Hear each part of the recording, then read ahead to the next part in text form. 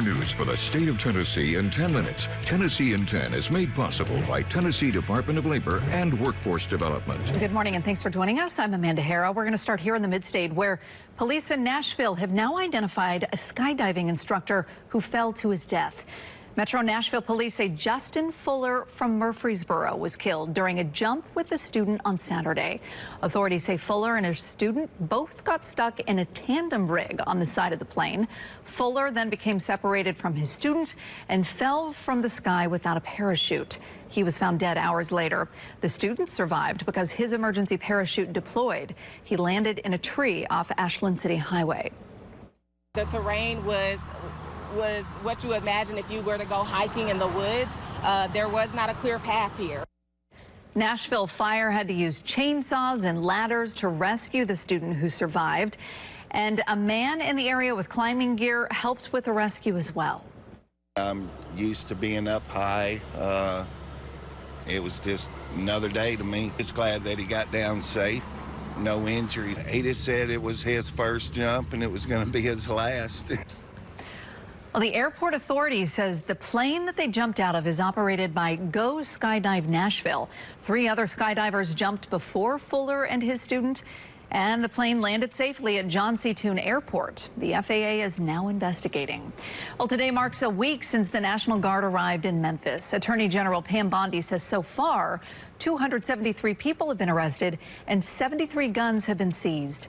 Bondi says in the last week, several gang members have been arrested, including one wanted for murder. And she says an undocumented minor who had nearly 2 pounds of meth was also arrested. And on top of all of that, Memphis police say that their officers have arrested 167 additional people this week. Hello from the WVLT Newsroom. I'm Will Puckett. Well, as the government shutdown stretches into a 6th day here in East Tennessee, the Tennessee government is opening up the Great Smoky Mountains National Park. This after work done between local, state, and federal government entities. As part of the agreement, several areas that were closed in the park will open back up, which includes Cates Cove, Sugarlands Visitor Center, and the Chimneys Picnic area. This will also ensure that there are staff on duty to respond to visitors in need and protect the wildlife. Local and state partners will continue to work together to provide more than $60,000 in funding to keep the park open. The National Park will fund any remaining costs through their recreation fee revenue. That's money from campgrounds and parking tags. Again, the Great Smoky Mountains has resumed full operations. This is the Governor, Bill Lee, says that local and state officials worked with the federal government to open up the Great Smoky Mountains National Park, the most visited park in America. From the WVLT Newsroom, I'm Will Puckett.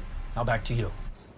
And by the way, the only one that doesn't charge you to get into the park. So that's good to know, too. All right, Stefano, for folks maybe heading out on fall break, heading to the park, we got some showers. Yeah, it's a little wet this morning, and it's going to just, next 2 days actually are going to be pretty wet for us across the state, but most of everything today is going to be pretty light. You know, there's not really a lot of thunderstorm activity, if any. Most of this is actually going to lift up to our north into parts of Kentucky. We will have a lot of cloud cover through most of the state. East Tennessee, as we get out toward the Smokies, that's the best area to actually get some sunshine. Overnight tonight, the rain will start to get more widespread.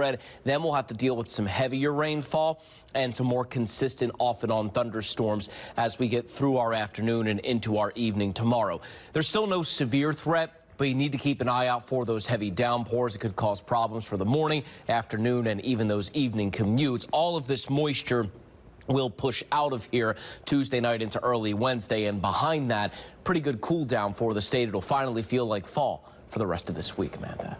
Investigators in Middle Tennessee are going to be out searching today after human remains were found over the weekend. Springfield police say a young boy found a human skull near Sulphur Fort Creek on Saturday. Then on Sunday, a family reportedly found more human remains.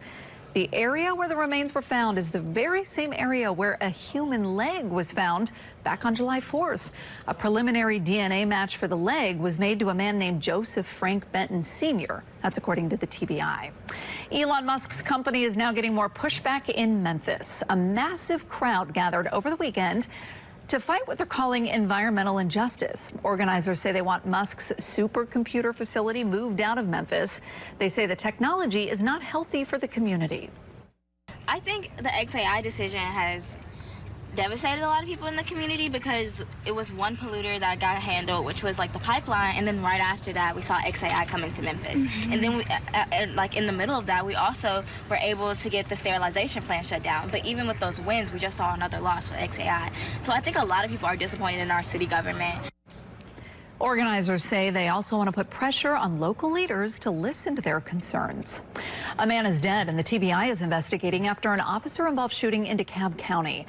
The DeKalb County Sheriff's Office says 2 officers were trying to serve an arrest warrant Saturday night. That's when they say 48-year-old Gary Ashford took out a weapon and came at deputies. The deputies shot him and Ashford died at the scene.